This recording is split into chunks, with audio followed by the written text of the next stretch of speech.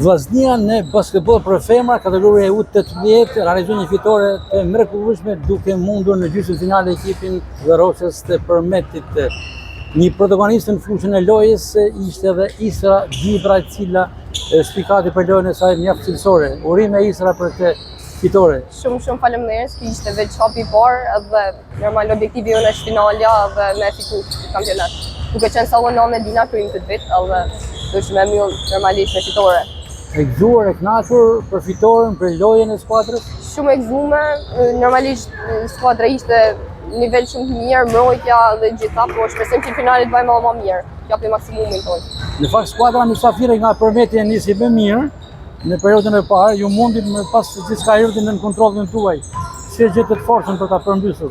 Mendimi që këtë vit kryim, mendimi që mundena me bëma mirë, normalisht edhe profe na motivaj edhe në fakti që bëhen Shkodra është diçka shumë e mirë, duke qenë se tifozat ishin pranishëm një numër shumë të madh, normalisht ka vënë zemra dhe fitume.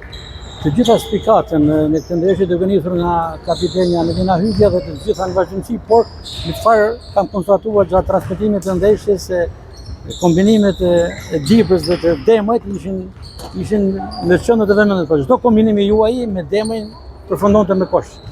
Po normalisht është një vajzë e re, 14 vjeçë, unë kam shumë dëshirë me lujt me të dhe normalisht mendoj që ka më bë një lojtare shumë e mirë dhe normalisht edhe shumë mirë.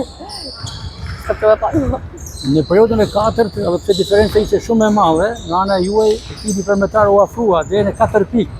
Por erdhi një kosh i juaj spektakolar, 3 pikësh që ngriti peshën entuziazmin dhe aty ishte edhe mund të themi finalizimi i fitores së vllaznisë. Ne kemi një fjalë çak me Elon ka fundit, po nuk dorëzon alet.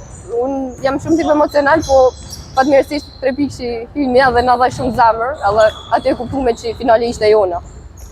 Ky 3 pikësh dhe kjo fitore për kë shkon? Kjo shkon për trajnerin, familjen, po më të rëndësishmin që nuk është më gjyshim, që nuk ka që deri to edhe normalisht në qef për nëllë edhe pisa e krenar, edhe për fitore që kina me marrë nesër.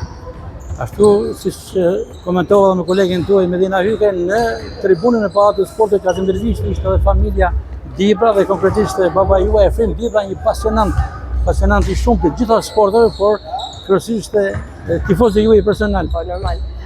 Kur është i tana sporteve, jam është më i madh dhe nuk më nganësisht neshja dhe është suporti më i madh. Tashmë jeni në finale. Me njërin nga fituesit të gjysmës finales Tirana dhe Goga Basket. Cila prej tyre preferohet nga ana juaj?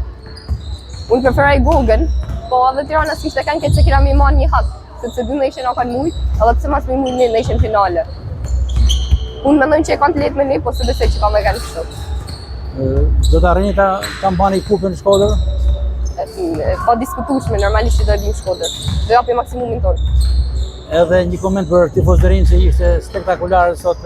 I falenderoj gjithë edhe mos harroni që nesër është edhe ndeshje më e rëndësishme dhe hajdeni me na suportu edhe musheni në krejt pallatin. Ju falenderoj.